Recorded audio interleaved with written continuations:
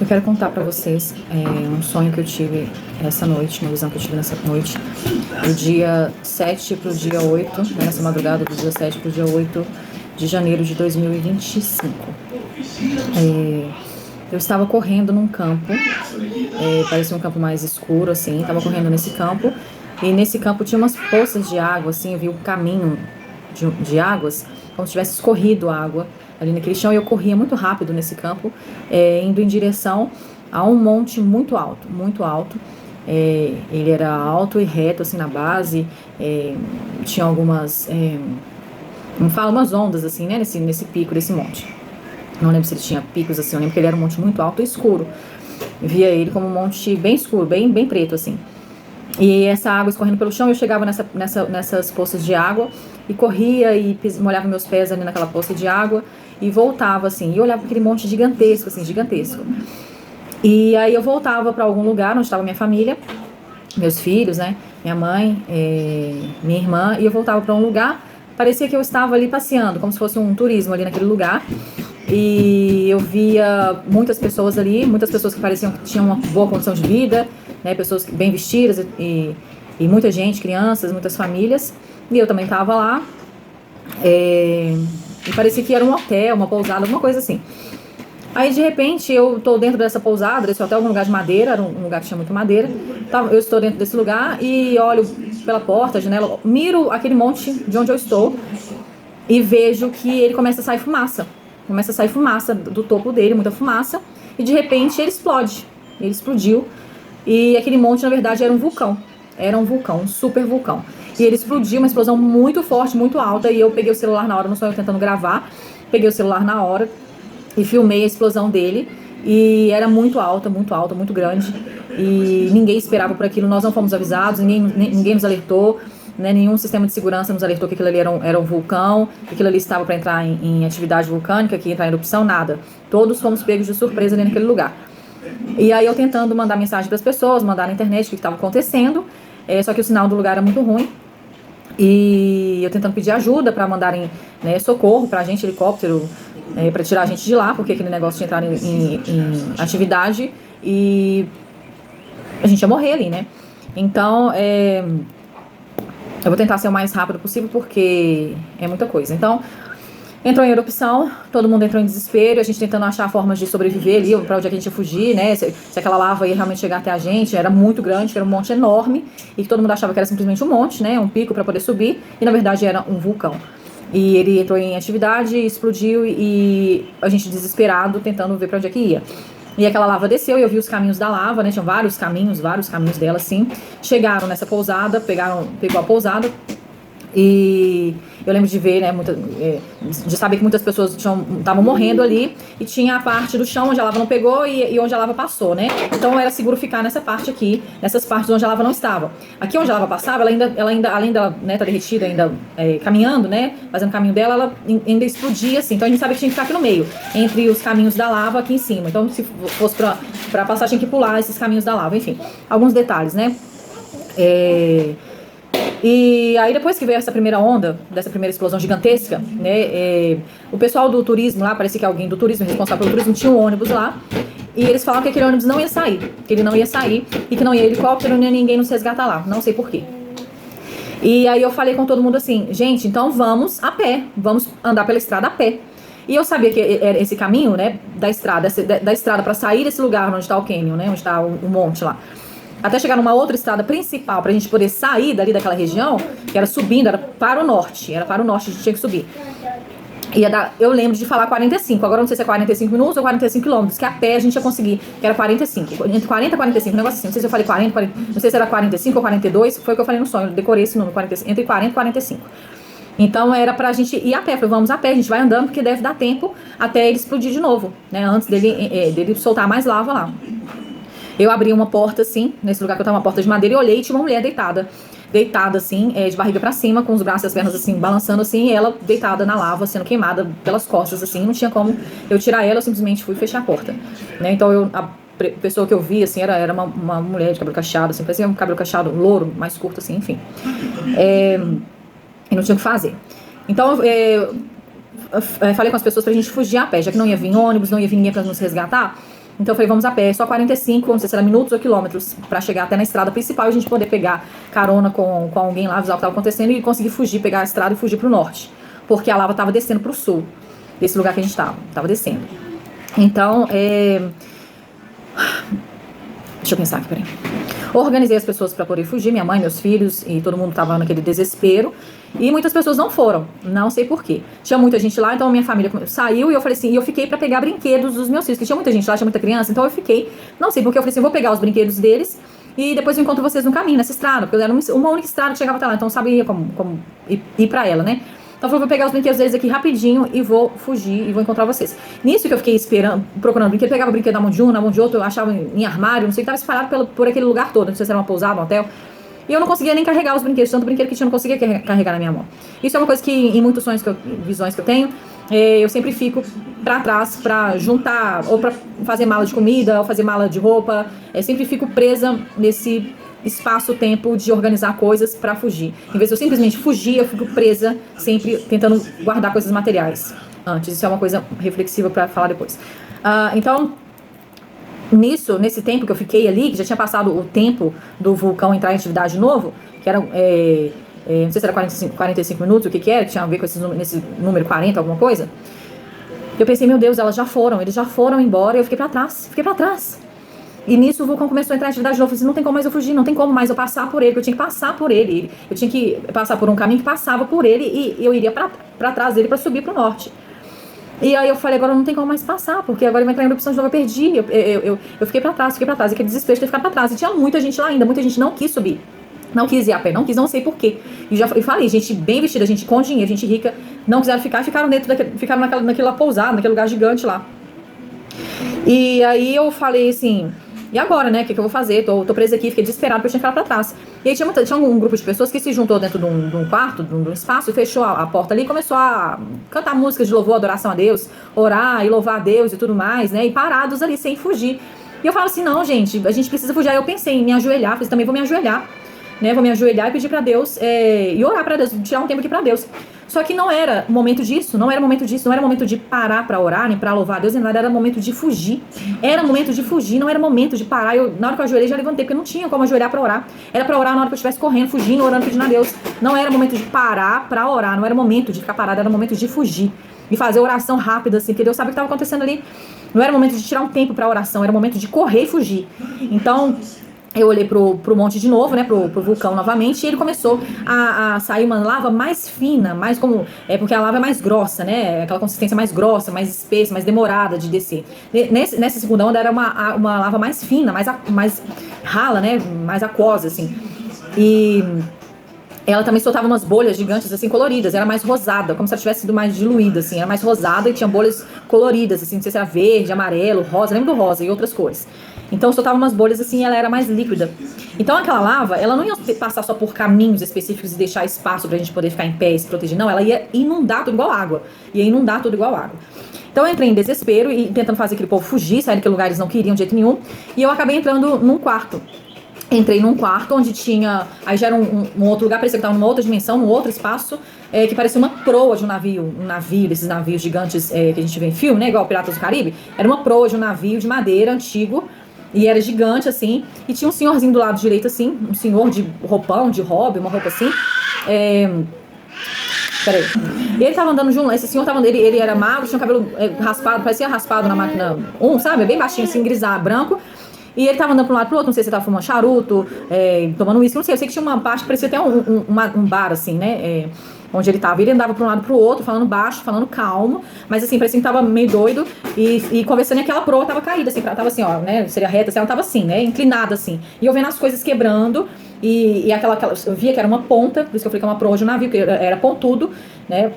Eu saí desse ambiente, dessa pousada, nesse lugar, e abri uma porta, entrei nessa porta e cheguei nesse lugar onde era essa ponta de uma proa, e tava esse senhor, e ele falando assim, que esse era o último passeio que ele tava levando, esse lugar, não sei o que era, se era o lugar todo, enfim, é o último passeio, é o nosso último passeio, a nossa última aventura, alguma coisa assim, falando. essa é a nossa última aventura, ele sabendo que tava o caos vindo acontecer, que era o fim pra ele. Né? Eu não sei se ele é um principado, uma potestade que domina aquela região, que dirige, eu não sei o que é, mas ele dizia que era a última aventura, que estava levando aquele lugar pro último passeio dele. Então, eu olhando assim, pensando, nossa, o que esse senhor tá fazendo? Eu escorregando, eu preocupada porque eu tava escorregando, e escorreguei, pá, caí num campo, em pé num campo. Então eu cheguei nesse campo, e quando eu olho pra frente, assim, esse campo era abaixo do nível onde tava essa montanha desse vulcão. Era pro sul, pro lado sul de onde eu tava, porque pro norte era o vulcão, atrás dele era onde eu iria fugir, mas eu perdi a oportunidade de fugir, então eu fui descendo. Então eu fui pro sul, e cheguei nessa proa e caí para um lugar mais baixo, assim. Então era uma altura, não sei se é a altura do nível do mar, o que é, que era mais abaixo de onde eu estava. E caí nesse campo, e esse campo tinha um monte de pastores de ovelhas. Muitas ovelhas, tinha muita ovelha, e muita gente, muito pastor de ovelha, tinha gente local lá, né, nativo daquele lugar, e aquele lugar falava espanhol, não era português mais. Eu tava no Brasil, porque eu falava português, tava num lugar no Brasil, fui pra esse lugar onde falava espanhol. E meu espanhol é péssimo, pior do que o inglês. Mas dá pra arranhar, e eu falando espanhol do jeito que eu conseguia, né, porque dá pra gente se entender, mesmo falando português, eles espanhol, e eu lá desesperada encontrei aquele povo e falei que tava vindo que era pra eles fugirem, porque tava vindo que um vulcão tinha entrado em erupção no Brasil, né? Não falei Brasil, né? Agora eu sei porque eu pesquisei tudo aqui. Um vulcão estava ativo, falei o nome do vulcão, não sei qual que é. Não consigo lembrar qual que eu não confundi, quando eu acordei confundi com vários outros nomes, mas aí eu parei com um desses pastores de ovelha e falei com ele que o vulcão tal tinha entrado em erupção. Ele disse assim, não, isso não é possível, porque esse vulcão, ninguém sabe que seria um vulcão, e eles sabiam porque eram pessoas sei lá, que tinham mais conhecimento do que a gente, e esse vulcão não entra em erupção há não sei quantos séculos, há não sei quanto tempo, é impossível ter entrado em erupção assim, ainda mais assim, do nada, né, sem ninguém saber, sem ter dado nenhuma pista de que ele iria entrar em erupção e ninguém ter avisado. E eu falei assim, não, realmente ele entrou em erupção, a lava dele agora vai explodir, e eu orava pra Deus, falei assim, Deus, segura esse vulcão. E eu via aquela lava líquida tentando sair, mas alguma força impedindo de sair ainda. Então era minha oração falando pra Deus segurar aquele vulcão, porque aquela lava líquida ia destruir tudo ali. E aí eu falando com esse pastor, né, que era eu como juntei aquele povo todo lá e falei o que estava acontecendo. Eu falei que lá em cima, ele tá descendo, a lava tá descendo. E eu tô orando pra Deus segurar ela, pra dar tempo pra gente fugir pra algum lugar. Onde que tem pra gente fugir? Onde que tem? Parecia que eles tinham um protocolo, parecia que esse povo, sabe, esse povo que tava ali, aqueles pastores, eles tinham alguma informação de onde se esconder em relação a desastres. Então eu falando com eles, onde que é o caminho, qual é o caminho que a gente faz pra sair daqui? E aí se juntaram, assim, né, parece que tinha um líder desses pastores de ovelha, com as ovelhas, e se juntou, e ele falando, eles lá conversando, discutindo pra saber se acreditavam, se não acreditavam no que eu tava falando, se eles iam fugir, se não iam fugir, e eu falando assim, olha pra eles ali. E de alguma forma a gente conseguiu ver o povo que tava nessa pousada, perto do vulcão. Eu falei, olha pra eles estão lá dentro daquela sala, juntos, e não querem sair, e o vulcão já veio a primeira onda, vai vir a segunda onda, e eles continuam parados ali sem querer sair, vocês vão fazer a mesma coisa. E nisso, e eu discutindo com eles pra eles fugirem, e a gente conseguiu achar um lugar seguro, começou a vir água de baixo. Do sul começou a subir água, e aquele campo todo lá inundou de água, eu me vi molhada, outras pessoas acabaram sendo arrastadas pela água, acho que não tinha tsunami, veio aquela água assim do nada, né, então veio aquela água inundando o campo todo, já não tinha mais como fugir pro sul, porque o sul já estava inundado de água, nesse lugar. Então não tinha como subir, não tinha como descer pro sul, tinha que voltar pro norte. Aí eu tentando sair correndo lá naquele lugar, e eu tava gordinha, do jeito que eu tô gordinha, e eu tava com dificuldade pra poder subir. E apareceu uma mulher, do nada, uma mulher magrinha, assim, vestida com um vestido, parecendo um vestido de noiva. Era um vestido, aqueles vestidos que o povo usa mais em praia, um vestido bem leve. Não é um vestido todo pomposo, assim, um vestido leve, assim, parecia que era branco aqui, e embaixo na saia, assim, parecia que era dourado. Muito lindo o vestido, muito lindo. Mas eu acho que ela tava até descalça. E ela tava correndo, ela me deu a mão, e ela começou a me ajudar a fugir dali. E a gente correndo, aquelas pessoas correndo, subindo, aí voltando para o norte. E nisso, ela me ajudando, aquela moça, ela não falava nada, ela só olhava pra mim, piscava e mexia a cabeça, mas ela não falava palavra nenhuma comigo. E eu tava falando espanhol com aquele povo, mas estava falando, eles estavam falando comigo. E ela não falava absolutamente nada. E me dava a mão e ela me ajudava a sair dali. E corria comigo. E a gente fugindo, e corremos e chegamos num lugar bem próximo aonde tava de novo aquela pousada. E eu orando pra Deus segurar, e orando enquanto corria, né? Aquela coisa, vou parar pra orar. Não, eu corria e orava. E pedindo pra Deus segurar aquela lava. E a água subia, então assim, de cima descia a lava do vulcão, de baixo subia a água. E aí eu cheguei num lugar onde era divisa, já cheguei num lugar onde era divisa entre o povo que falava espanhol e o povo da pousada lá do lugar, os brasileiros. Chegamos nessa divisa, eu via o campo inundado e via também o povo que estava naquela pousada, naquele lugar que falava português. E eles também já estavam inundados. Eles não saíam do lugar, não sei porquê, não tentavam fugir, ficavam parados lá dentro daquele lugar. A água já estava aqui neles, esse pessoal fala português, né, nessa pousada, nesse lugar já estava aqui. Eles estavam assim, embaixo d'água e esperando a lava vir e esquentar a água e matar todo mundo ali também. Então aí essa moça, ela do lado direito assim, então aqui tava o povo, né, português, aqui tava o campo já inundado e aqui do lado tinha uma parede bem grande, super alta, muito alta. Se era uma parede, se era uma parte de alguma montanha, não sei. Era uma parede assim, que eu lembro, tinha algumas coisas assim, uns objetos pregados assim, e essa moça vestida de vestido, com esse vestido de noiva, ela subiu, começou a escalar esse lugar, essa parede, esse morro, não sei o que é. Começou a escalar esse lugar e subiu. E era muito alto. E eu achei que era o caminho pra fugir, né? Porque eu tava esperando que aquele povo ali soubesse pra onde a gente poderia fugir pra algum lugar seguro. Então aquele povo vindo, muita gente ficou pra trás que foi afogado. Os outros estavam lá embaixo da água sem se movimentar. E aí ela começou a escalar e eu comecei atrás dela. Eu, assim, e eu pensando, aí veio o Salmo 23 na minha cabeça, o Salmo 23. Eu tentando subir, aí ela chegou num lugar onde tinha um retângulo, assim, um buraco nessa parede, um buraco retângulo assim. Pequeno, assim, com uma luz pra lá. E eu pensando, meu Deus, como é que eu vou passar por esse buraco, né? Eu tô gorda, não vou conseguir passar por esse buraco. E eu falei assim, mas se Deus quiser, eu vou conseguir passar por isso. Se for da vontade de Deus, eu vou sobreviver a isso, eu vou conseguir passar por isso, etc. E aí quando ela vai e olha pra trás, quando eu penso assim, não vou conseguir passar, eu tô gorda, não vou passar nesse buraco. Aí ela olha pra trás assim, né? E aí ela vai e pisa do lado direito assim, numa maçaneta de prata redonda. Ela pisa numa maçaneta que tava lá no alto. Ou seja, aquilo ali era uma parede. Do lado dessa parede era uma porta gigantesca, de madeira branca, madeira mais envelhecida, assim. Era uma porta gigante e a maçaneta lá em cima. Então ela foi lá e com o pé dela, ela quebrou aquela maçaneta e a porta abriu. Então, na verdade, não era nem pra eu subir atrás dela. Ela subiu pra abrir aquela porta que tava ali escondida naquele lugar. Uma porta secreta que tava lá, uma porta enorme, branca. E ela quebrou a maçaneta e aí a gente desceu. Isso que a gente desceu, era uma porta, ela não era larga, ela era uma porta estreita, assim, branca, bem alta, e bem assim, parecia uma madeira mais antiga, assim. E ninguém imaginaria que aquilo era uma porta, né? E aí, eu lembrei da passagem que a porta é estreita, né? E poucos a acharam. Então, entendi que era uma porta escondida que estava ali, e poucos a acharam. É aquela mulher, eu não sei quem ela é, se ela representava o Espírito Santo de Deus, quem ela representava, mas ela guiou a gente até aquela saída. E aí eu desci, né?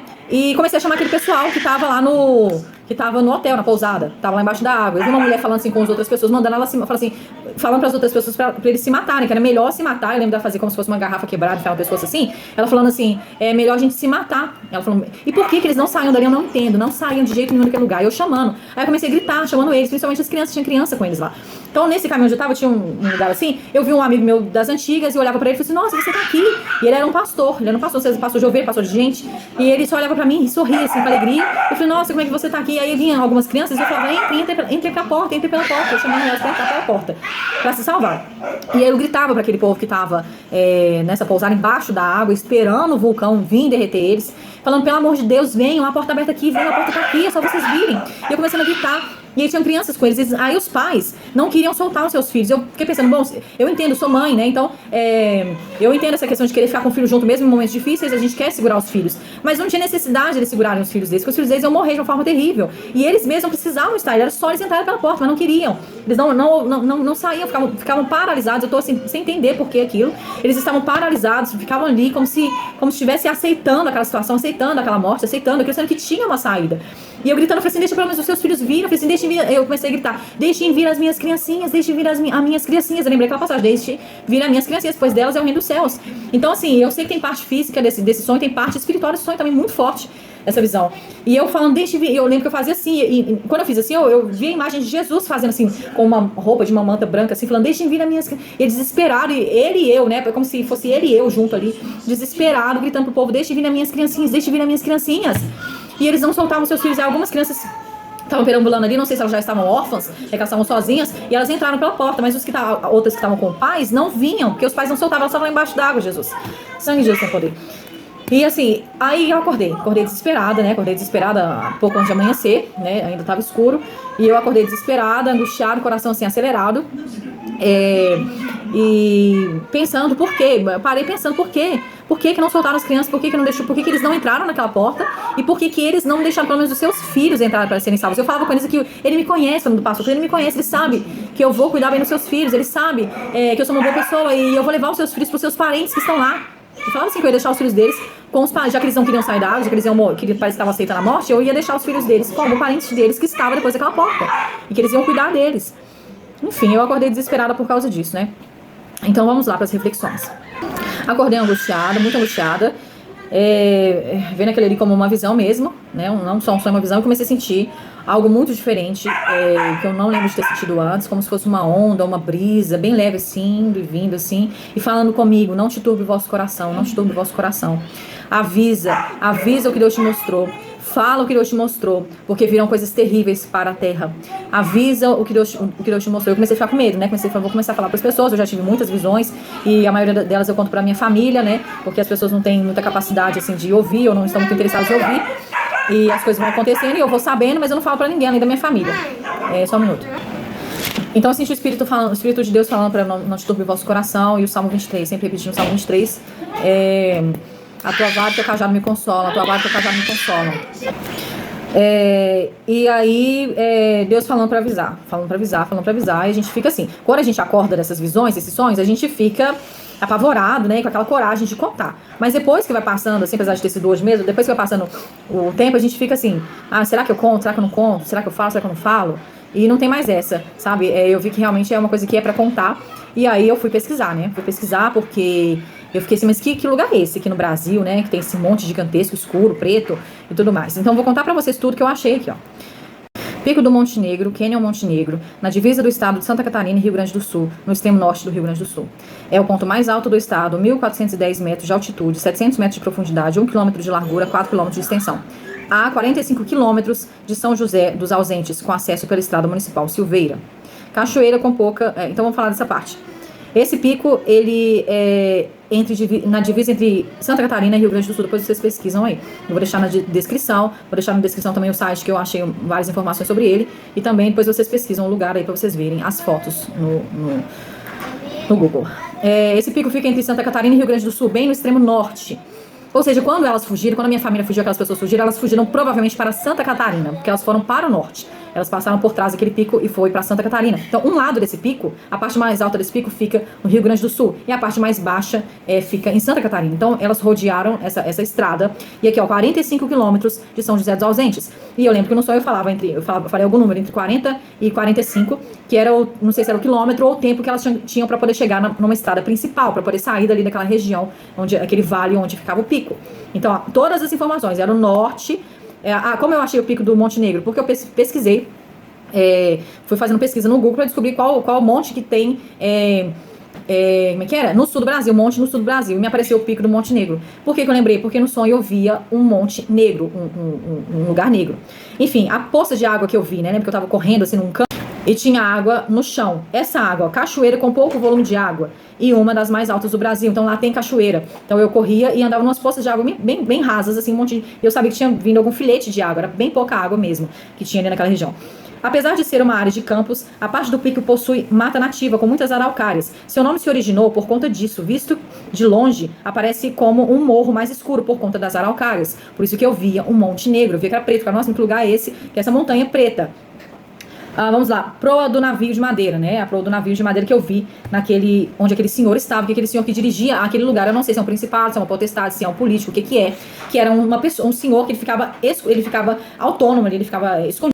Esse senhor ficava ali dirigindo aquele local, era como se fosse alguém que controlava, não sei se é o país, como eu disse, não sei se ele é um principado, uma potestade, o que ele é, mas ele é quem dirigia, direcionava aquele lugar que estava indo ser destruído. Criação de ovelhas no Uruguai é uma atividade histórica que se realiza em estâncias tradicionais. O país tem um programa Cordeiro Pesado que visa diversificar a produção ovina, melhorando a produção de carne de cordeiro sem abandonar a lã. É um dos maiores fornecedores de carne ovina nas Américas. Então quando eu saí daquele lugar no Brasil, então agora eu já sei, né? Depois que eu acordei, que eu fiz todas as pesquisas, eu já entendi que aquele lugar, quando eu caí daquela proa, daquele navio que estava sendo direcionado por aquele senhor, eu cheguei, então eu estava no Rio Grande do Sul. Então agora eu já sei que eu estava no Rio Grande do Sul. Aquele lugar é no Rio Grande do Sul. Aquela ponta onde eu cheguei, então era a divisa entre o Rio Grande do Sul e o Uruguai, porque era um lugar que estava ao sul do Rio Grande do Sul, então é o Uruguai, e o Uruguai também é banhado por um mar, então faz todo sentido essa situação toda, até a questão de eu ver pastores de ovelha, e eu vou deixar claro pra vocês, não sei nada sobre mapa mundi, não sei nada sobre nada disso. Se eu não tivesse pesquisado, eu não saberia de nada do que eu tô falando com vocês aqui. Então, muito menos eu ter tido um sonho aleatório em relação a isso. São muitos detalhes, muitas informações que são muito específicas. A questão do pico ser um monte preto, da água que escorria de uma cachoeira fina, da distância de 45 quilômetros até a estrada principal, da divisa entre esse monte ser numa divisa entre o norte ser um outro lugar onde eu poderia escapar, ou seja, Santa Catarina, né, e esse pico ser esse monte, enfim, ser numa região no sul do Brasil, era no sul, e ser divisa com algum lugar que fala espanhol e que tem criação de ovelhas, ou seja, o Uruguai é um país onde é um dos maiores produtores de carne de ovelha e lã, etc., da América do Sul. Então, eu caí dessa ponta, essa divisa entre Rio Grande do Sul e Uruguai. Eu caí num campo onde tinham ovelhas, pastores de ovelhas. Como é que eu saberia disso? Então são muitos detalhes muito específicos que eu não tinha como eu saber, porque eu não conheço isso. Então eu tô falando um pouco afobado porque o vídeo já tá ficando longo e eu tenho muita coisa pra falar ainda. Não muita, né? Mas vamos falar em questões bíblicas agora, daqui a pouco, pra concluir. O Uruguai é um país localizado na porção meridional da América do Sul. Como eu disse, a água estava subindo do sul daquele lugar onde estavam as ovelhas, estava subindo. Então a água subiu porque é um local que está banhado por o mar. Sua capital é a cidade de Montevidéu, que fica no litoral sul do país, banhado pelo Oceano Atlântico. O Uruguai faz fronteira com o Brasil a norte e leste do Brasil, do Uruguai fronteira com o Brasil, e a Argentina a oeste. Não sei da Argentina, não sei dos outros países.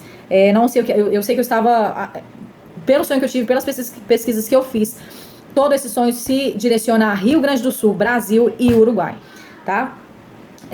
Uruguai, não sei se é o Uruguai todo, mas como a água subiu até o norte do Uruguai, então eu imagino que tenha inundado o Uruguai todo, ou pelo menos grande parte dele, né? Em relação a eu ter ficado para trás, né, procurando guardar brinquedos das crianças, né, para poder levar. Não ajunteis tesouros na terra, não se apeguem a nada. Não se apeguem a nada aqui na terra, nem um brinco, nem um óculos. Se você tiver que fugir, foge. Não se apegue a nada. Não sei, gente, olha, o que eu vi foi isso. As informações do meu sonho, da minha visão, fazem sentido. Eu sei que é muito difícil acreditar e de conseguir imaginar que esse pico do Monte Negro, que existe algum monte aqui no Brasil que seja um super vulcão desse, que vai entrar em erupção assim, sem avisar, sem dar aviso prévio. Eu sei que é difícil. Muito mais entender que se o pico está no norte do Rio Grande do Sul e eu fugi do norte para o sul do Rio Grande do Sul, indo até para o Uruguai, né, durante o sonho, cheguei no Uruguai e avisando ao povo do Uruguai que estava descendo uma lava, ou seja, pelo que eu compreendo, o Rio Grande do Sul todo vai ser, não sei se toda, a maior parte, vai ser... enfim, né, gente, é até difícil falar, porque não é fácil falar nessas notícias, gravar esses vídeos.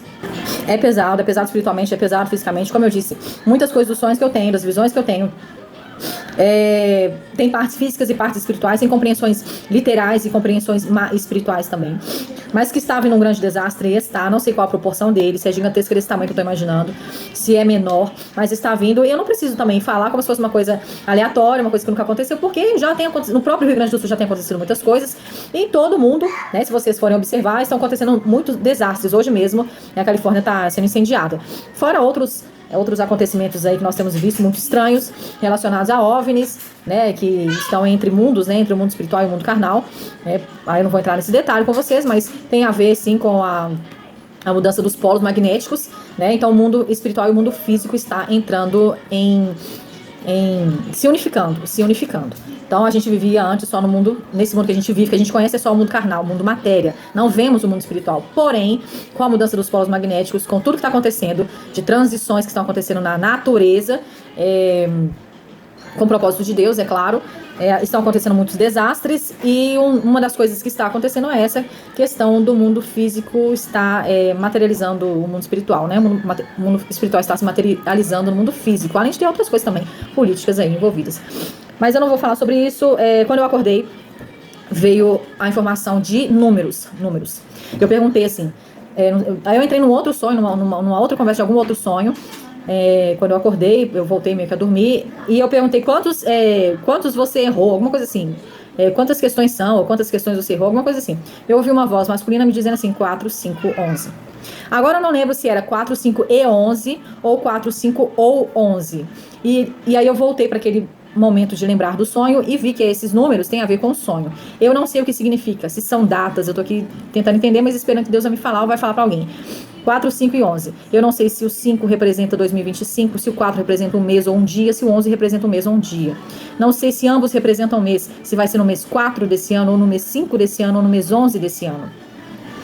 No ano, no calendário que a gente vive, né? Porque quem estuda sabe que o nosso calendário não tá certo, né? Mas no calendário que a gente vive aqui, se vai ser no 4, 5 e 11. Abril, maio, né, ou novembro, não sei se tem a ver com mês, se vai ser em um desses meses, ou se esses números representam uma data completa, uma data exata, 4, 5, 11. Não tenho muito conhecimento sobre estudos numéricos para poder saber o que isso significa, mas fica aí 4, 5 e 11. Se alguém conhecer, se alguém souber de alguma coisa em relação a isso. Não se apega a nada material. Não se apega a nada material, não se apega às distrações. Um outro sonho que eu tive de anjos que vieram para arrebatar a igreja, eles foram em todas as pessoas que iam ser arrebatadas, e as que não iam ser arrebatadas, ele falava para elas o motivo delas não serem arrebatadas. E no meu caso, eu não ia ser arrebatada porque eu estava com muitas distrações. Eu estava com muitas... o motivo de eu não subir eram distrações. E nesse sonho que eu tive, eram 3 anjos, eles vieram e falaram com as pessoas que estavam naquele lugar que eu estava. E tinha pastor, tinha gente, não sei se era cantor, gospel, gente famosa. E o pastor, o anjo bateu a mão no bolso assim e falou que ele não ia subir porque ele estava roubando ou mexendo com uma questão financeira, né, de dinheiro. A outra mulher, ele disse que não ia subir porque ela estava mexendo com promiscuidade. E todos eles ficaram com muito ódio, muita raiva, se revoltaram completamente. E eu, no caso, falei pra Deus: o Senhor sabe de todas as coisas, eu tô muito triste de não subir, mas eu sei que o Senhor sabe de todas as coisas, o Senhor vai me salvar de alguma forma. Eu reconheço que eu errei. Em relação a distrações, se é telefone, se é televisão, o que é. Então, cuidado com as distrações, né? Com todo tipo de distração, principalmente agora, nesses momentos cruciais que estamos vivendo. Salmos 23. O Senhor é meu pastor, nada me faltará. Deitar-me faz em verdes pastos, guia-me mansamente a águas tranquilas. Refrigera minha alma, guia-me pelas veredas da justiça por amor do seu nome. Ainda que eu andasse pelo vale da sombra da morte, não temeria mal algum, porque tu estás comigo, a tua vara e o teu cajado me consolam. Preparas uma mesa perante mim na presença dos meus inimigos, unges a minha cabeça com óleo, meu cálice transborda. Certamente que a bondade e a misericórdia me seguirão todos os dias da minha vida, e habitarei na casa do Senhor por longos dias.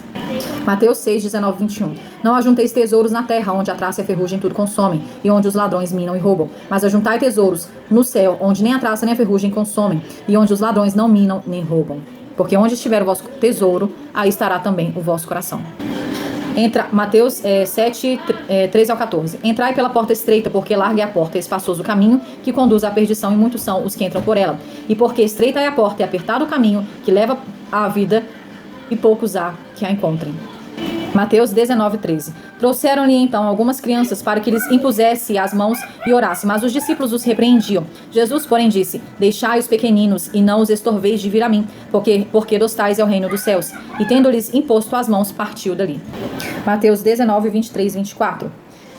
Disse então Jesus aos seus discípulos: Em verdade vos digo que é difícil entrar um rico no reino dos céus. E outra vez vos digo que é mais fácil passar um camelo pelo fundo de uma agulha do que entrar um rico pelo reino de Deus.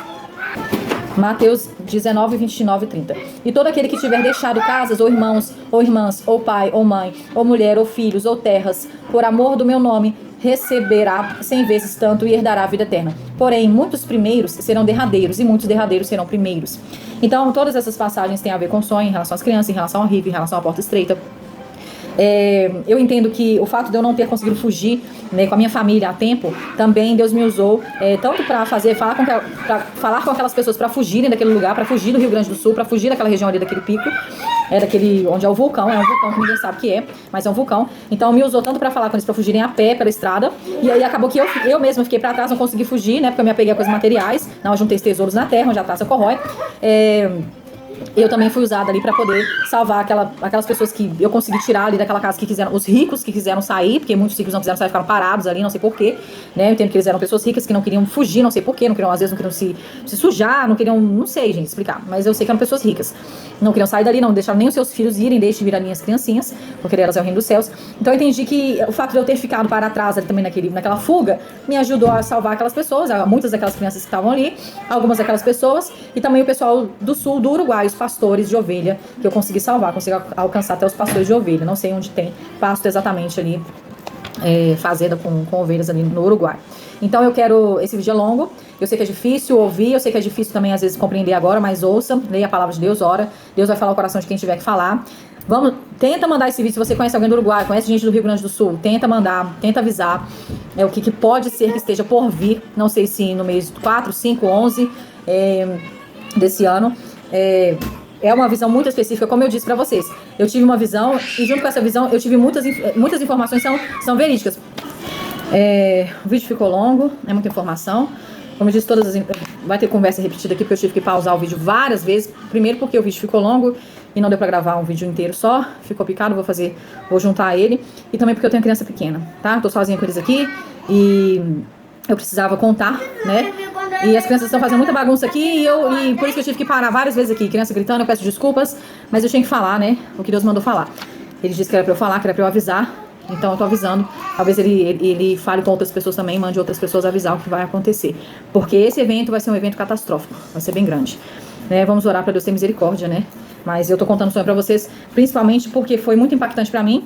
E segundo, porque quando eu fui pesquisar, quanto mais pesquisa eu fazia, mais todo o sonho fazia sentido, mais haviam detalhes, informações do meu sonho que realmente são verdadeiros, né? E eu passei tudo aí pra vocês. Então, que Deus fale ao coração de quem tem que falar. E eu estou me sentindo como se eu estivesse naquela porta branca de madeira branca, gritando para que as pessoas entrem por ela, entrem nessa porta estreita, para que sejam salvos e deixem seus filhos pequenos entrarem, pequenos, grandes, qual idade que for, mas deixa seus filhos entrarem. Largue pai, mãe, filho e filha, mas corre para Jesus, tá? Não segure. E se você não quer correr para Deus, se você não quer, se você não acredita, mas seu filho acredita, não impede seu filho de correr para Deus, porque a única salvação que a gente tem nesse mundo é Deus, é essa porta estreita para entrar. Então não se apegue a coisas materiais, não se apegue a desistir da vida simplesmente, porque Deus não quer nos dar morte, Ele quer nos dar vida. Então muitas vezes nós mesmos desistimos da vida, desistimos simplesmente. Tá vindo um tsunami, tá vindo um vulcão, tem uma porta ali que eu posso sair, mas eu já desisti da vida. E Deus não quer que a gente desista, Ele quer que a gente corra para Ele, pro caminho que Ele tem pra gente, que o caminho é Jesus, tá? Então que Deus abençoe vocês. E eu vou terminar o vídeo por aqui, que ficou bem longo. Mas, por favor, não deixe esse vídeo passar. Por favor, não deixa essa visão passar. Repassa para quem vocês tiverem que repassar. E avisem, que Deus está mandando avisar que alguma coisa muito terrível está por vir aqui na nossa terra, aqui no Brasil. Tá? Deus abençoe.